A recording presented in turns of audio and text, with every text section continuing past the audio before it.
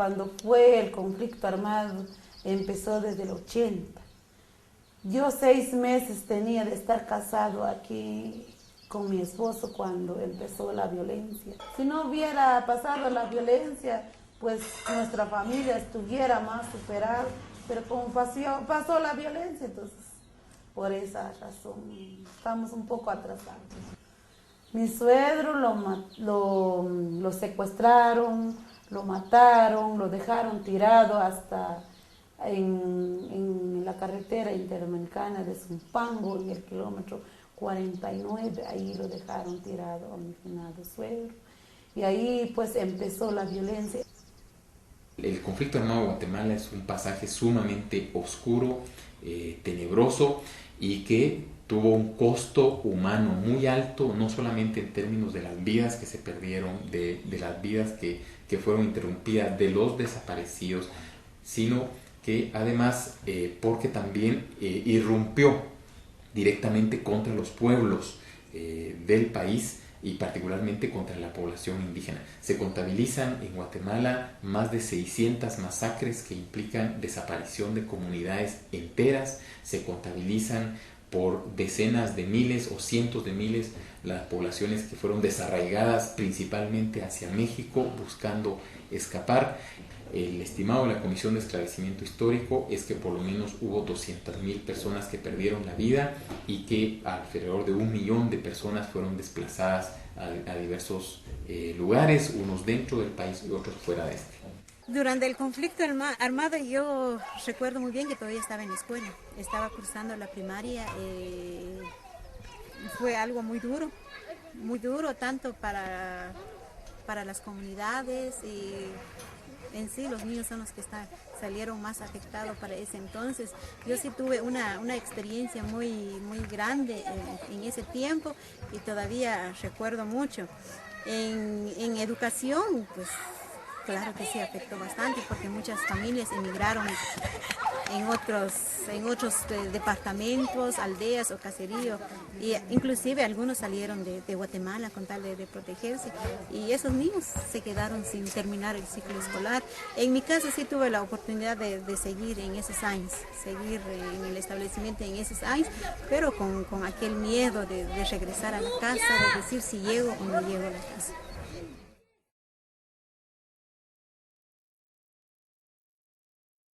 Los acuerdos de paz lo que hacen es instalar un mecanismo de revalorización de las culturas de los pueblos indígenas, posicionar los derechos de los pueblos indígenas en las agendas de política pública del país. Esto le abre un espacio muy interesante para comenzar a mirar las políticas públicas del país, pero también para comenzar a mirar al país como un país diverso y empezar a entender que esa diversidad no necesariamente significa ni un retraso, ni un problema, ni debe ser sinónimo de conflictividad, sino que es simplemente un retrato del país. Este es un país diverso. Se comienza a reconocer a partir de los acuerdos de paz. Otro factor que puede contribuir a un escenario más favorable para la educación de Guatemala en el futuro es la continuidad en la política educativa. Hemos tenido tradicionalmente políticas demasiado erráticas que se sustituyen y se modifican cada 4 años según dura el periodo de gobierno, y esto no nos ayuda a avanzar con la celeridad y con la seguridad que necesitamos hacerlo. La reforma educativa es importante no solo en mi departamento, sino a nivel nacional. Tenemos más de 50 años de no tener una reforma educativa en nuestro país y creo que es necesaria actualmente a través de la globalización que enfrentamos. Creo que es fundamental llevar la reforma a nivel local, porque en nuestro país tenemos más de 22 idiomas, en el cual en el departamento de Chimaltenango está fundamentado el cachiquel, que en su mayoría el 95% de la gente de Chimaltenango habla la lengua maya cachiquel. Y es por eso que es fundamental la educación bilingüe y que debe de partir de iniciar de su propia lengua materna, para que el niño o la niña o los patojos o las patojas puedan en un momento dado sentirse a gusto con un aprendizaje en su propio idioma, para después poder desarrollar la segunda lengua como es el español o el castellano.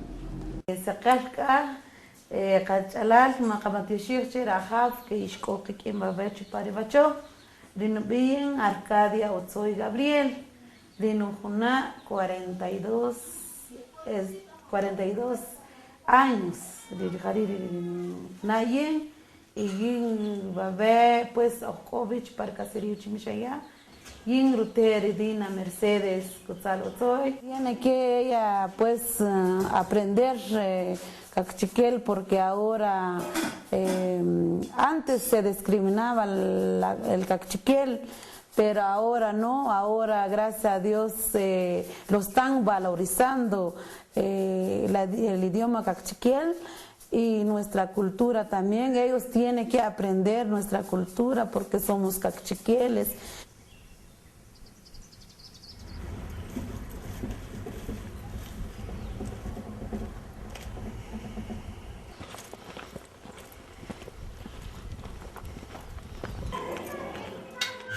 Yo me acuerdo muy bien de las clases que me daba mi profesor y las clases que se dan actualmente. El cambio fundamental de la educación es el poder trabajar en el idioma materno. Ese es uno de los grandes cambios, porque yo me acuerdo exactamente cuando daban mis clases y mi primer año en la escuela, me pareció un mundo diferente, distinto y no entendía nada, porque yo hablo el cachiquel y mi maestro el castellano.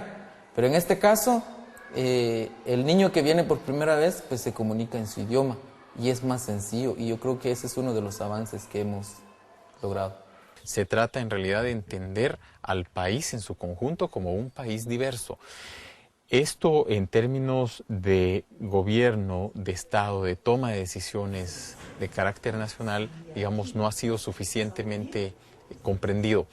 Yo creo que el caso de la Dirección General de Educación Bilingüe en Guatemala es justamente el ejemplo de lo que estoy explicando ahora. Se trata de una unidad dentro del Ministerio de Educación responsable de la atención en forma bilingüe de las comunidades indígenas, pero allí nada más. Es decir, el resto de la población, y en particular la población ladina o mestiza, castellano hablante, no se siente ni está siendo incluida en las políticas, por ejemplo, de educación bilingüe, ni tampoco de interculturalidad.